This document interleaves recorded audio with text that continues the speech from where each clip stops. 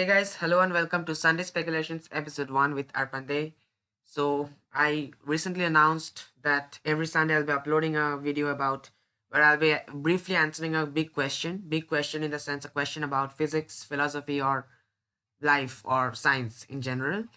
So, you can submit questions. So, this is the basic idea behind Sunday Speculations, and every Sunday there will be one episode. So, this is the first episode, so welcome. And I don't want to make the video long, so here goes. Just a sec.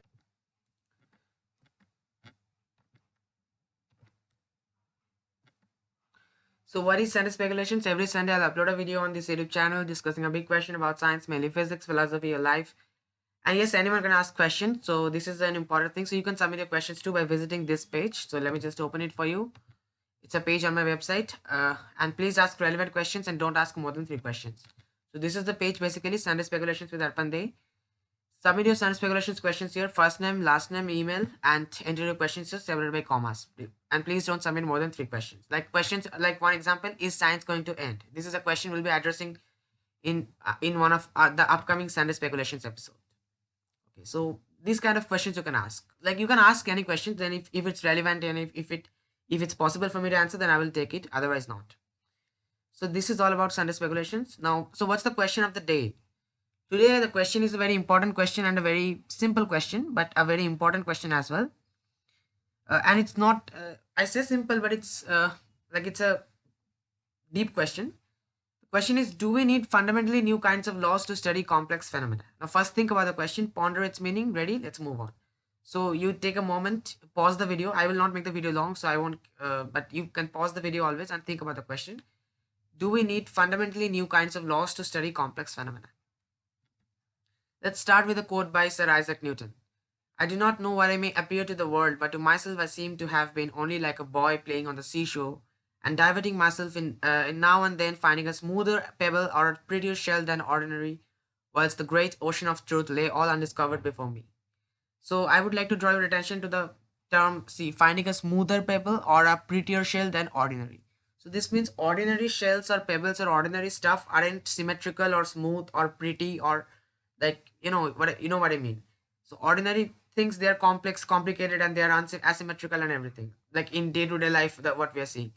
So in Newton's day, it was possible to describe the physics of smoother, like some special cases under some approximations, it was possible to describe the gravitation and everything. So this is what Newton meant when he said that finding a smoother pebble or a prettier shell than ordinary. But this is the thing. The exact ordinary world, describing the exact ordinary world was not so easy, and even today it's not so easy. So chaos enthusiast, heard of the Mandelbrot set? Well, you know that like I have made some videos about chaos theory.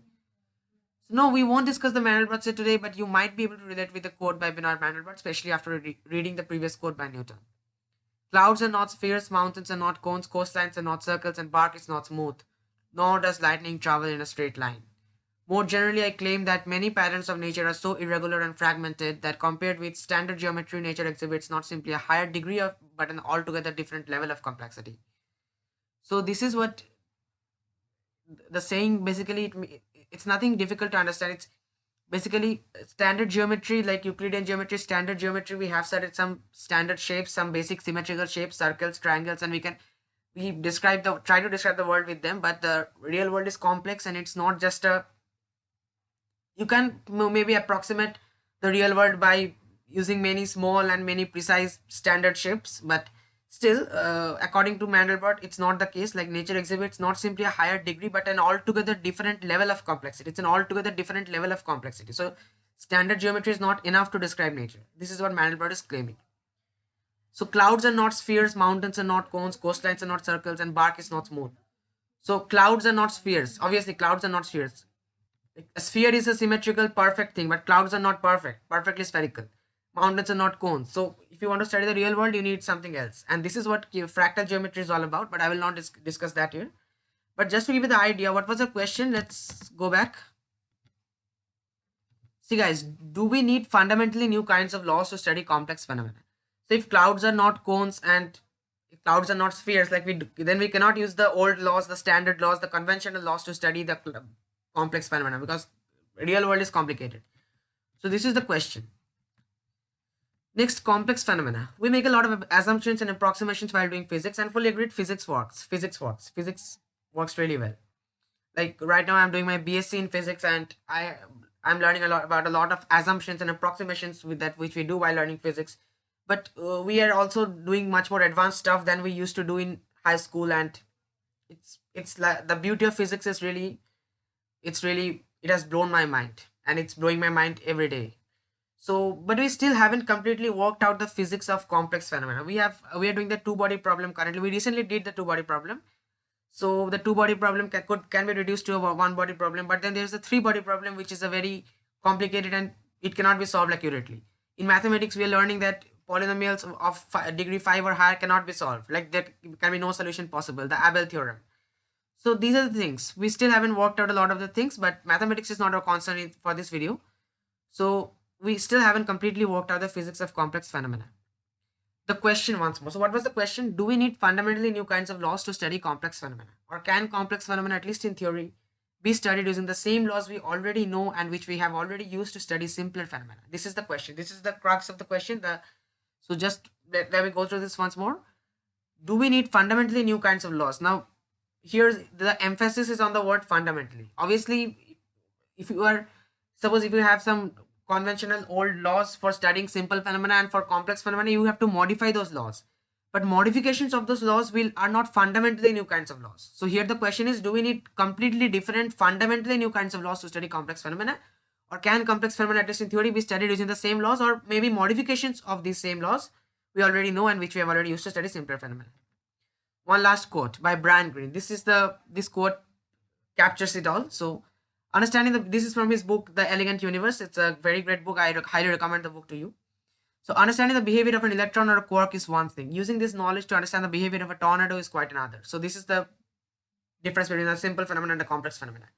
So on this point, most agree, but opinions diverge on whether the diverse and often unexpected phenomena that can occur in systems more complex than individual particles truly represent new physical principles at work, or whether the principles involved are derivative, relying, albeit in a terribly complicated way, on the physical principles governing the enormously large number of elementary constituents. Just what I said. Like whether the complex phenomena they represent new physical principles, fundamentally new physical principles, or they're just modification of the old principles, but they depend on the old principles to very complicatedly. So it's not difficult. So it's impossible for us. It's practically impossible for us to describe them using the old principles, but it's possible in theory. Now, my own feeling is that they do not represent new and independent laws of physics. This is what Brian Greene says. Although it would be hard to explain the properties of the tornado in terms of the physics of electrons and quarks, I see this as a matter of calculational impasse, the practical impossibility, not an indicator of the need for new physical laws. But again, there are some who disagree with this view. Okay. So my brief answer to today's question. So I think, see, it's not possible to answer this question with any certainty because we are not in that position yet. But I think it may be possible that in theory we can explain complex behavior in terms of the known laws of physics, like just what Brian Greene said. Like in theory, we can explain the complex behavior in terms of the known laws of physics, the laws of underlying atoms or subatomic particles. It may be true that there is no need for fundamentally new kinds of laws to explain complex behavior, and this seems sensible to me for a number of reasons. So in some sense, this is contrary to what Mandelbrot said, right? So in some sense, like I don't know what Mandelbrot exactly meant by this statement, but it's in some sense it seems contrary to what he said. Anyway, so I can't make any claim because I didn't know Mandelbrot personally and I haven't talked with him, so obviously I can't make any claim.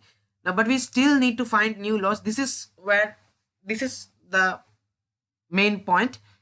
We still need to find new laws, not fundamentally new kinds of laws, but just simplifications or modifications, not exactly simplifications. Okay, but simplifications means modifications rather, not simplifications. Modifications or approximations of the existing laws that apply to complex systems and make this study easier, because studying complex systems in terms of the old laws of atoms and subatomic particles would be impossible in practice. They'd be practically impossible. Maybe possible in theory, but practically impossible. So this is my brief answer to this question, and thank you to the guy who asked this question, because this question, I have also addressed this question in my book. I will not name the person here, but I also addressed this question in my book. So if you are interested in learning more, you can check out the book. And so yeah, this is my brief answer to this question. To sum it all up, do we need fundamentally new kinds of laws to study complex phenomena? The answer may be no. Answer is likely no. But we still need to find modified laws or new laws, not fundamentally new laws, but new laws, because studying the complex systems in terms of the odd laws is impossible in practice, but it may be possible in theory for all we know. Thanks for watching. See you again next Sunday. Many of my viewers have complained that my science videos are too long to watch, so I'll keep this as short as possible. I hope I was able to spark your interest. Now go on and research more. You have 1 week. We'll meet again next Sunday. So that's all, guys. Please do like, share, and subscribe. Thanks a million, guys. Thank you.